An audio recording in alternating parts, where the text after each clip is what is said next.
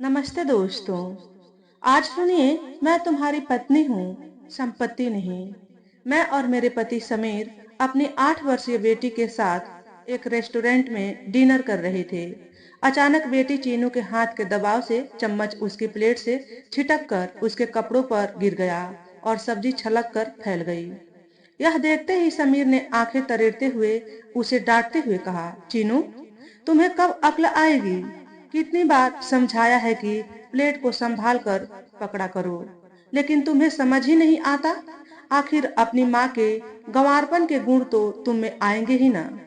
यह सुनते ही मैं तमतमाकर बोली, अभी बच्ची है, यदि प्लेट से सब्जी गिर भी गई तो कौन सी आफत आ गई है? तुमसे क्या कभी कोई गलती नहीं होती? और इसमें गंवारपन वाली कौन सी बात है? बस तुम्हें मुझे नीचा दिखाने का कोई न कोई बहाना चाहिए। सुमन, तुम्हें बीच में बोलने की जरूरत नहीं है।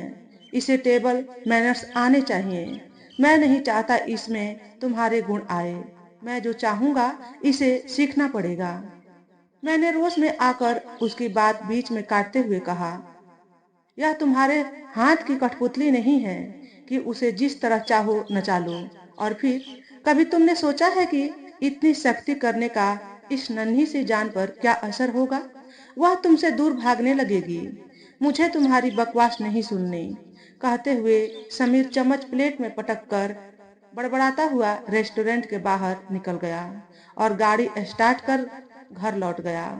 मेरी नजर चीनू पर पड़ी। वह चम्मच को हाथ में पकड़े हमारी बातें मूक दर्शक बनी सुन रही थी। उसका चेहरा बुझ गया था। उसके हाव भाव से लग रहा था जैसे वह बहुत आहत है कि उससे ऐसी गलती हुई जिसकी वजह से हमारा झगड़ा हुआ। मैंने उसका फ्रॉक नैपकिन से साफ किया और फिर पुचकारते हुए कहा, कोई बात नहीं बेटा, गलती तो किसी से भी हो सकती है। तुम अपना खाना खाओ। नहीं मम्मा, मुझे भूख नहीं है, मैंने खा लिया। कहते हुए वह उठ गई। मुझे पता था कि अब वह नहीं खाएगी। सुबह वह कितनी खुश थी जब उसे पता चला था कि आज हम बाहर डिनर पर जाएंगे। यह सोचकर मेरा मन रुआंसा हो गया कि मैं समीर की बात पर प्रतिक्रिया नहीं देती तो बात इतनी नहीं बढ़ती। मगर मैं भी क्या करती? आखिर कब तक बर्दाश्त करती? मुझे नीचा दिखाने के लिए बात बात में चीनू को मेरा उदाहरण देकर कि अपनी माँ जैसी मत बन जाना, उसे डांटता रहता है। मेरी चिढ़ को उस पर निकालने की उसकी आदत बनती जा रही थी। हम दोनों कैब लेकर घर आए तो देखा समीर दरवाजा बंद करके अपने कमरे में था। हम भी आकर सो गए, लेकिन मेरा मन इतना अशांत था कि उसके कारण मेरी आंखों में नींद आने का नाम ही नहीं ले रही थी। मैंने बगल में लेटी चीनू को भरपूर दृष्टि से देखा। कितनी मासूम लग रही थी वह। आखिर उसकी क्या गलती थी कि वह हम दोनों के झगड़े में पिसे? विवाह होते ही समीर का पैशाचिक व्यवहार मुझे खलने लगा था। मुझे हैरानी होती थी यह देखकर कि विवाह के पहले प्रेमी समीर के व्यवहार में पति बनते ही कितना अंतर आ गया। वह मेरे हर काम में मीन मेख निकाल कर यह जताना कभी नहीं चूकता कि मैं छोटे शहर में पली हूँ। यहाँ तक कि वह किसी और की उपस्थिति का भी ध्यान नहीं रखता था। इससे पहले कि मैं समीर को अच्छी तरह समझूं, चीनू मेरे गर्भ में आ गई। उसके बाद तो मेरा पूरा ध्यान ही आने वाले बच्चे की आगवानी की तैयारी में लग गया था। मैंने सोचा कि बच्चा होने के बाद शायद उसका व्यवहार बदल जाएगा। मैं उसके पालन पोषण में इतनी व्यस्त हो गई कि अपने मान अपमान पर ध्यान देने का मुझे वक्त ही नहीं मिला। वैसे चीनू की भौतिक सुख सुविधा में वह कभी कोई कमी नहीं छोड़ता था। वक्त मुट्ठी में रेत की तरह फिसलता गया और चीनू 3 साल की हो गई। इन सालों में मेरे प्रति समीर के व्यवहार में रत्ती भर परिवर्तन नहीं आया। खुद तो चीनू के लिए सुविधाओं को उपलब्ध कराकर ही अपने कर्तव्यों की इतिश्री समझता था, लेकिन उसके पालन पोषण में मेरी कमी निकालकर वह मुझे नीचा दिखाने का कोई मौका नहीं छोड़ता था।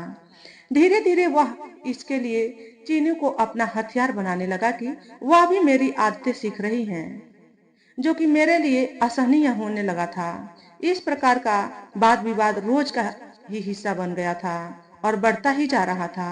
मैं नहीं चाहती थी कि वह हमारे झगड़े के दलदल में चीनू को भी घसीटे। चीनू तो सहमी हुई मूक दर्शक बनी रहती थी और आज तो हद हो गई थी। वास्तविकता तो यह है कि समीर को इस बात का बड़ा घमंड है कि वह इतना कमाता है और उसने सारी सुख सुविधाएं हमें दे रखी है और वह पैसे से सारे रिश्ते खरीद सकता है।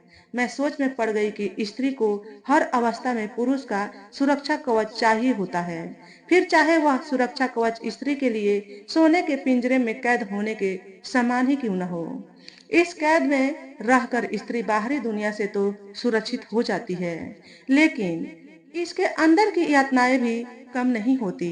पिछली पीढ़ी में स्त्रियां आर्थिक रूप से आत्मनिर्भर नहीं होती थी, इसलिए असहाय होने के कारण पति द्वारा दी गई यातनाओं को मन मार कर स्वीकार कर लेती थी। उन्हें बचपन से ही घुट्टी पिला दी जाती थी कि उनके लिए विवाह करना आवश्यक है और पति के साथ रहकर ही वे सामाजिक मान्यता प्राप्त कर सकती हैं। इसके इतर उनका कोई वजूद ही नहीं है। मगर अब स्त्रियां आत्मनिर्भर होने के साथ साथ अपने अधिकारों के लिए भी जागरूक हो गई हैं। फिर भी कितनी स्त्रियां हैं जो पुरुष के बिना रहने का निर्णय ले पा रही है। लेकिन मैं यह निर्णय लेकर समाज की सोच को झुठला कर रहूंगी। तलाक लेकर नहीं, बल्कि साथ रहकर। तलाक ही हर दुखद वैवाहिक रिश्ते का अंत नहीं होता। आखिर यह मेरा भी घर है, जिसे मैंने तन मन धन से संवारा है। इसे छोड़कर मैं क्यों जाऊं? लड़कियों का विवाह हो जाता है तो उनका अपने मायके पर अधिकार नहीं रहता। विवाह के बाद पति से अलग रहने की सोचे तो वही उस घर को छोड़कर जाती है। फिर उनका अपना घर कौन सा है जिस पर वे अपना पूरा अधिकार जता सके? अधिकार मांगने से नहीं मिलता, उसे छीनना पड़ता है। मैंने मन ही मन एक निर्णय लिया और बेफिक्र होकर सो गई। सुबह उठी तो मन बड़ा भारी हो रहा था। समीर अभी भी सामान्य नहीं था। वह ऑफिस के लिए तैयार हो रहा था तो मैंने टेबल पर नाश्ता लगाया, लेकिन वह मैं ऑफिस में नाश्ता कर लूंगा बड़बड़ाते हुए निकल गया। मैंने भी उसकी बात पर कोई प्रतिक्रिया नहीं दी। चीनू आकर मुझसे लिपट गई, बोली, मम्मा, पापा को इतना गुस्सा क्यों आता है? मुझसे थोड़ी सब्जी ही तो गिरी थी। आपको याद है, उनसे भी चाय का कप लुढ़क गया था और आपने उनसे कहा था कि कोई बात नहीं, ऐसा हो जाता है। फिर तुरंत कपड़ा लाकर आपने सफाई की थी। मेरी गलती पर पापा ऐसा क्यों नहीं कहते? मुझे पापा बिल्कुल अच्छे नहीं लगते। जब ये ऑफिस चले जाते हैं तब घर में कितना अच्छा लगता है। सब ठीक हो जाएगा बेटा, तू परेशान मत हो, मैं हूं ना। कहकर मैंने उसे अपनी छाती से लगा लिया और सोचने लगी कि इतनी प्यारी बच्ची पर कोई कैसे गुस्सा कर सकता है। यह समीर के व्यवहार का कितना अवलोकन करती है और इसके बाल सुलभ मन पर उसका कितना नकारात्मक प्रभाव पड़ रहा है। समीर और मुझ में बोलचाल बंद रही। कभी कभी वह औपचारिकतावश चीनू से पूछता कहीं जाने के लिए तो वह यह देख कर कि वह मुझसे बात नहीं करता है, उसे साफ मना कर देती थी। वह सोचता था कि कोई प्रलोभन देकर वह चीनू को अपने पक्ष में कर लेगा, लेकिन वह सफल नहीं हुआ। समीर की बेरुखी दिन ब दिन बढ़ती जा रही थी। मनमानी भी धीरे धीरे बढ़ रही थी। जब तब घर का खाना छोड़कर बाहर खाने चला जाता, मैं भी उसके व्यवहार को अनदेखा करके चीनू के साथ खुश रहती। यह स्थिति 15 दिन रही।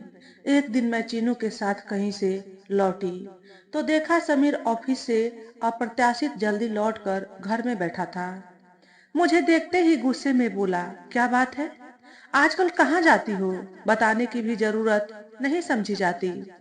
उसकी बात बीच में काटकर मैं बोली, तुम बताते हो कि तुम कहाँ जाते हो, मेरी बात और है। क्यों? तुम्हें गुलछर्रे उड़ाने की इजाजत है? क्योंकि तुम पुरुष हो, मुझे नहीं। क्योंकि? लेकिन तुम्हें तकलीफ क्या है? तुम्हें किस चीज की कमी है? हर सुख घर में मौजूद है, पैसे की कोई कमी नहीं, जो चाहे कर सकती हो। गुलछर्रे उड़ाने वाली बात सुनकर वह थोड़ा संयत होकर मेरी बात को बीच में ही रोक कर बोला, क्योंकि उसके और उसकी कुलीग सुमन के विवाहेतर संबंध से मैं अनभिज्ञ नहीं थी।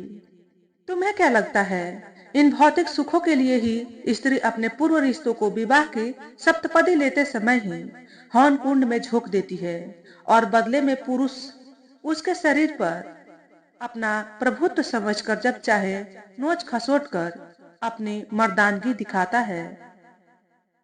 स्त्री भी हाड़ मांस की बनी होती है, उसके पास भी दिल होता है, उसका भी स्वाभिमान होता है। वह अपने पति से आर्थिक सुरक्षा के साथ साथ मानसिक और सामाजिक सुरक्षा की भी अपेक्षा करती है। तुम्हारे घर वाले तुम्हारे सामने मुझे कितना भी नीचा दिखा लें, लेकिन तुम्हारी कोई प्रतिक्रिया नहीं होती। तुम मूक दर्शक बने खड़े देखते रहते हो। स्वयं हर समय मुझे नीचा दिखाकर मेरे मन को कितना आहत करते हो। यह कभी सोचा है? ठीक है, यदि तुम यहाँ खुश नहीं हो तो अपने मायके जाकर रहो, लेकिन चीनू तुम्हारे साथ नहीं जाएगी। वह मेरी बेटी है, उसकी परवरिश में मैं कोई कमी नहीं रहने देना चाहता। मैं उसका पालन पोषण अपने तरीके से करूंगा। मैं नहीं चाहता कि वह तुम्हारे साथ रहकर तुम्हारे स्तर की बने।